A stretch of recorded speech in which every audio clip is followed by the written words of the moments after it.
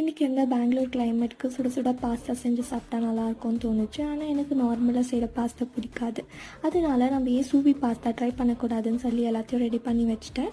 அதுக்கு நம்ம ஒரு ப்ரெஷர் குக்கரில் ஆயில் சேர்த்து அதுக்கான ஸ்பைசஸ் எல்லாம் போட்டுக்கலாம். 2 பச்சை மிளகாய் கீரி சேர்த்து ஃப்ரை பண்ணிக்கலாம். அப்புறம் 2 மீடியம் சைஸ் ஆனியனை தின் ஸ்லைசஸாக கட் பண்ணி சேர்த்துட்டு கொஞ்ச நேரம் ஃப்ரை பண்ணி ஆனதும் இஞ்சி பூண்டு பேஸ்ட் வந்து நம்ம சேர்த்துக்கலாம். அதுக்கப்புறமா ஒரு பெரிய சைஸ் டொமேட்டோவை வந்து பேஸ்ட் பண்ணி சேர்த்துட்டு நல்லா ஃப்ரை பண்ணி ஆனதும் மசாலாஸ், அதாவது மிளகாத்தூள், தனியாத்தூள், கரம் மசாலா, சீரகத்தூள், சிக்கன் மசாலா எல்லாம் சேர்த்து நல்லா ஃப்ரை பண்ணிக்கலாம்.